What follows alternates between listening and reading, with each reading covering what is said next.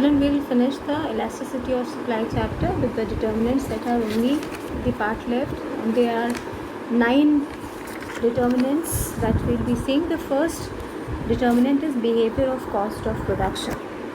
Now, elasticity of supply depends on change in the cost of producing additional quantity of output. What do you mean by that? Additional, that is when you are increasing the output. How the cost of production is reacting, that will decide the elasticity of supply. If because of change in output the cost of production is changing in a great deal, that is maybe the cost of production is rising very much, then the supply will be inelastic.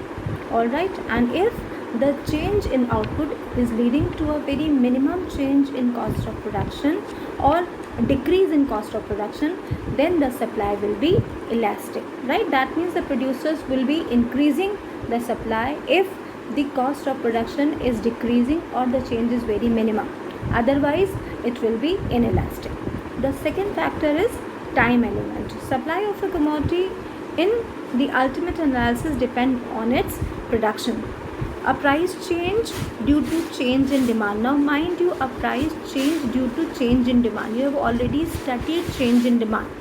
In change demand, price is not the reason, but because of change in demand, the price changes. So what we are saying, a price change due to change in demand for a commodity may have a smaller response in the quantity supplied in the short run. That is, if the time span is short and when the quantity demanded is changing, then what will happen? Then the elasticity of supply will be relatively inelastic, because the producer will not be able to change it much, right? Otherwise, if it's a long run, if the time span is wrong, then the elasticity of supply will definitely be elastic, because the producer will be having the time to change the entire setup. They can establish a new plant, they can have new machinery, new building, everything. They can change the entire infrastructure. So in that case, the supply will be elastic. In short run, the supply will be inelastic. Then third is nature of the commodity. If the commodity is of durable nature, then the producers can hoard it back, they can maintain a stock of such commodities, and when the supply, the demand for the commodity, such commodity changes, they can increase the supply of the market by clearing their stock, right? Otherwise, if the commodity is of perishable nature, the producers cannot maintain a stock of such commodity and they won't be able to increase the stock. They can only change the supply by the production, increasing the production of such commodity.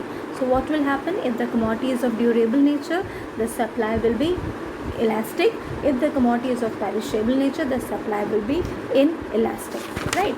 Then next determinant is availability of facilities for expanding output. What are the facilities that are required to expand the output? The raw material is the facility, right? Or you can say power, etc. Whatever is required in the infrastructure. If these facilities are available in plenty, they are available quickly, then the supply of such commodities will be elastic. Otherwise, the supply will be inelastic. Then next is nature of inputs. What kind of inputs you are using in the production of the commodity. If the inputs are easily available, then the supply can be expanded by the producers, so the supply will be elastic. Otherwise, the supply will be inelastic. Next is nature of technique of production. If the production is being done by using a complex technique of production, then the supply will be inelastic, right?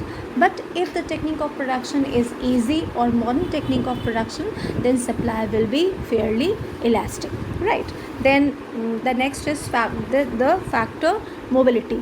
In a nutshell, we can say that the higher the factor mobility, the greater will be the elasticity. That means if the factor of production, they are easily mobile, then the supply can be changed very easily. If the factors of production are not mobile, then the supply cannot be changed, right?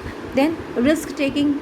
As much an entrepreneur is free to take the risk, as much he is quick to take the risk, then the supply can be changed easily, so the supply will be elastic.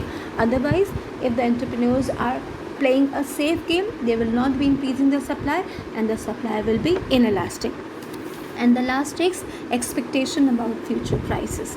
If the producers are expecting a rise or a price rise in future, they would be holding back the stock, and the supply will be inelastic at present time. And if they are expecting a fall in price in future, they will increase the supply of the commodity, they will clear their stocks, and the supply will be elastic. I hope all the determinants are clear.